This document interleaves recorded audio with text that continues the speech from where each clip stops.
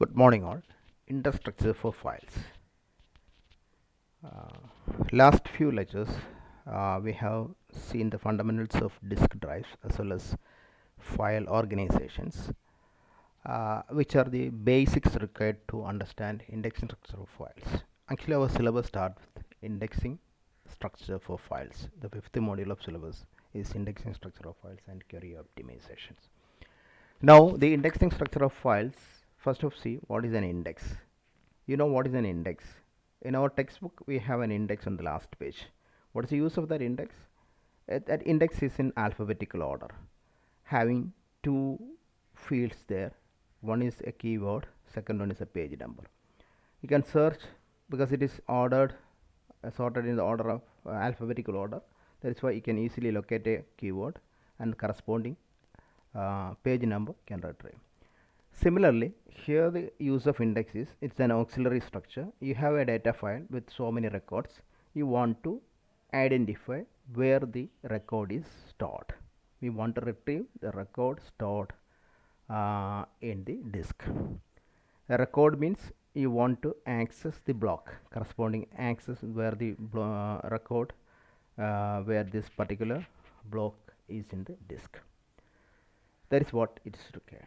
That is what our objective. A single level index is an auxiliary file that make it more efficient to search for a record in the data file. Index provides secondary access path which provide alternate ways of accessing the records without affecting physical placement of records on the disk. Index is usually specified in one field of the file. Maybe more than one field is also possible. It is having two field, a field value and a pointer to block or a record. That is what is the structure of an index file. For index file is an auxiliary structure having two field. And what about the size of index file when compared to the actual data file? The actual data file may be having many attributes, many attributes. For example, employee number, name, address, so many other fields. For index will be having only two entries out of the so many entries. Only two entry. First one is same as that of the key, same as that of the data file. Second one is a block or a record pointer. For the size of index file is always much less than that of a data file, because only limited entries as well as maybe not all the key values will be present in the index also. We will see, we will explain later. A binary search on the index yield a pointer to file record. Index can also be characterized by dense or sparse. Index can be of two types. One is dense index, other one is sparse index. What do you mean by dense and sparse? A dense index means has an index entry for every search key value. For example, you have an employee file and you have 10,000 records, employee records. It is a unique field, a key value, employee number. You have 10,000 employees, hence 10,000 key values. The index, if the index is also having 10,000 entries, then it is dense. Sparse means out of the 10,000 entries, let us assume 2,000 entries, selected 2,000 entries only have entries in the index, then it is sparse. Or a lesser number of key values only present in the index, not all key values present in the index. That is the difference between dense and sparse index. Some indexes are dense, some indexes are sparse indexes. Type of single level indexes. First one is primary index. Primary index is an ordered file whose records are of fixed length with two fields. As I mentioned earlier, index is always two field entry. First one is key, second one is a block pointer. A key field and a pointer to the disk block, KIPI. Data file is ordered on the key field. As a data file is ordered, index is also ordered. There is an one entry for every block in the data file. Therefore, for every block there is only one entry. Therefore, is it dense or sparse? The primary index, my question is it dense or sparse? It is sparse only. Why it's sparse? Because a block can contain more than one record. As in the case, the block size is 4096 and record size is 100. How many records per block? You can store 40 records per block because 4096 divided by 100, that is 40. Therefore, every 40 entry, only one entry will be there in the index, not all the 40 entry.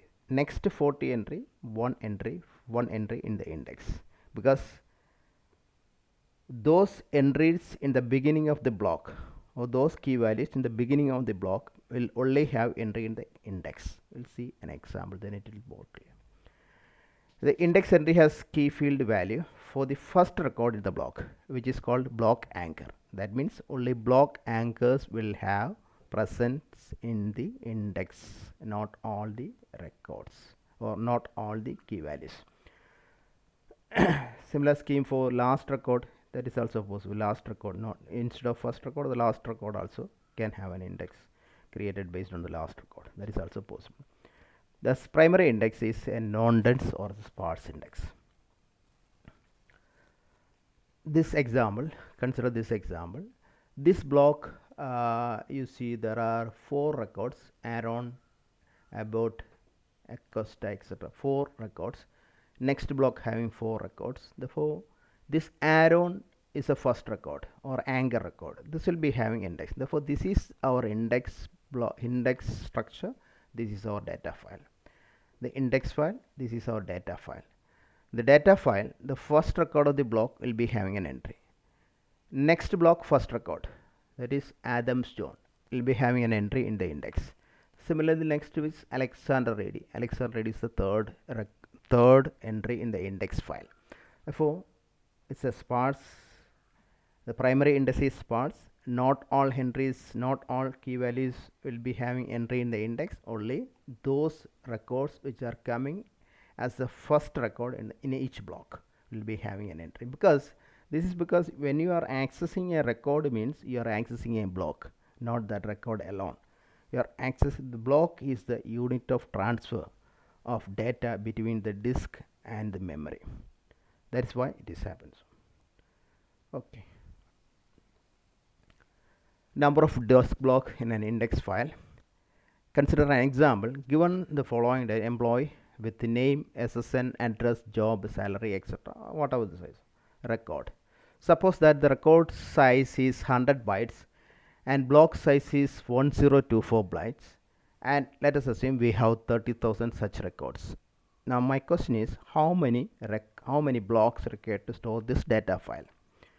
And if we perform a linear search or a binary search, then what is the number of block accesses required to retrieve a particular record?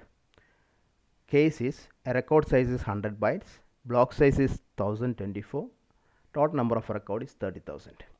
Since the block size is 1024, record size is 100, you can have 1024 divided by 100, that is 10 records per block is possible. That is, every block can keep 10 records. Therefore, for 30,000 records, what is the number of blocks required? 30,000 divided by 10, that is 3,000 blocks. For your data file size is 3,000 blocks. Blocking factor is 1024 divided by 100, 10 records per block. Number of file blocks is 30,000 is our number of record, divided by per block 10, that is why it is 3,000 blocks. If you perform a linear search on 3,000 blocks, on an average you have to search 1,500 blocks. That is a huge amount of time required, because a block access means a disk block access means you have to identify the cylinder, the corresponding surface, then the corresponding sectors. It has the seek time plus the latency time. Therefore, time required is in milliseconds, or time required when in memory access, primary memory access and secondary memory access, there is huge difference because of this rotational as well as seek time delays. For number of blocks, if we perform a binary search on these 3000 blocks, if the file is ordered, the index is ordered as well as the data file is ordered on the key field, then you can perform log 2 to the base of 3000. That is it is 1024204, right? That is 12 block accesses. 12 block accesses are required if you perform a binary search, provided the data file as well as index file is sorted. Then you can perform this one. Sorry, no index files. This data file is sorted. Then you have 3000 blocks. If you perform a binary search, the total number of block access required is 12 block accesses. Now index file on assume we have an index file on SSN field, that is the key field. Assume that the field size is 9 bytes and the block pointer size is 6 bytes. That is the size of each index entry. The index consists of two fields. One is the key field, second one is the pointer field.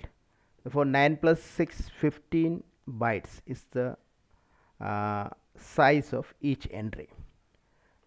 Our data file size is, our data record size is 100. Here the index file, each record size is 9 plus 6, 15.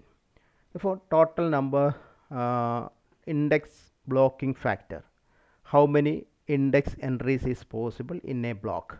It is 1024 divided by 15, that is 68 entries are possible in a block. Therefore what is the total disk block required to store this index file? That is our question.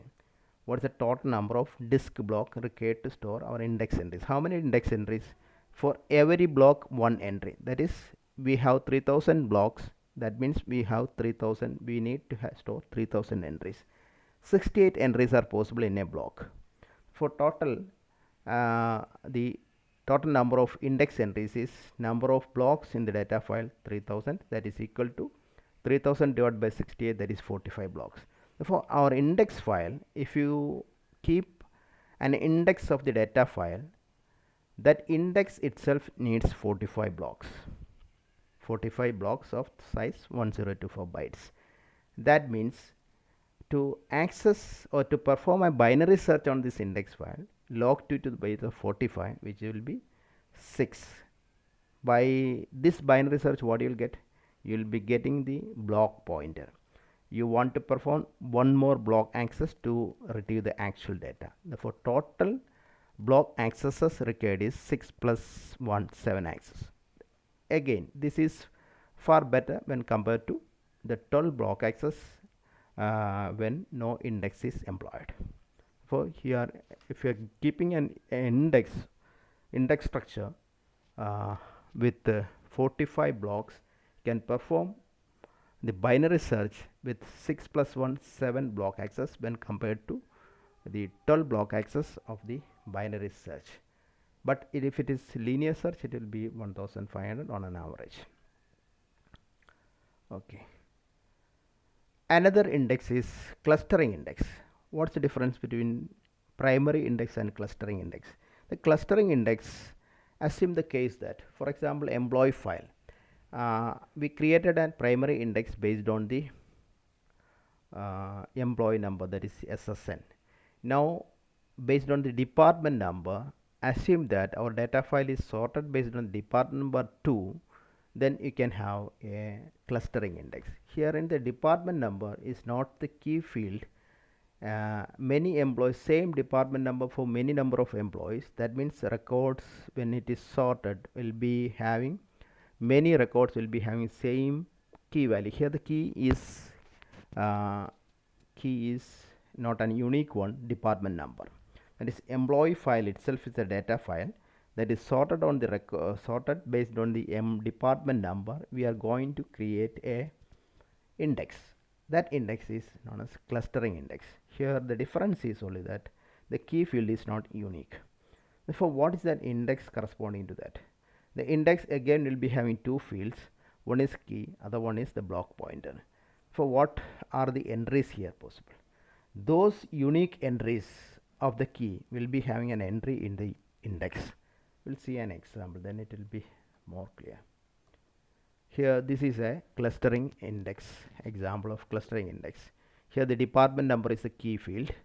Assume the data file is sorted based on the department number. We'll be creating a clustering index. Here first three records, the department number is the same. Therefore the first unique entry is 1, it will be having an entry. Next unique entry is 2. 2 will be 2, where the 2 should be pointing, block pointer of 2 should be to the first block, because 2 is in the first block only. Now next unique entry is 3. Where is it? It is in the second block. Therefore 2 is the entry and it is pointing to the second block. Now 3 is next, that is pointing to record 3, which is also pointing to 2. Record 4, that is pointing block. That is every unique entry which is the block that contains, to that a block pointer will be. Therefore again the index is the same, based on the clustering key field. Assume the data file is sorted on that field. The difference here when compared to the primary index here is that the clustering field is not an unique one. Wherever a unique value is there, there is an entry in the clustering field. That is a corresponding block number. That's what a clustering index. And the next type of index is single level index is secondary index, that will be discussed in the next lecture. Thank you.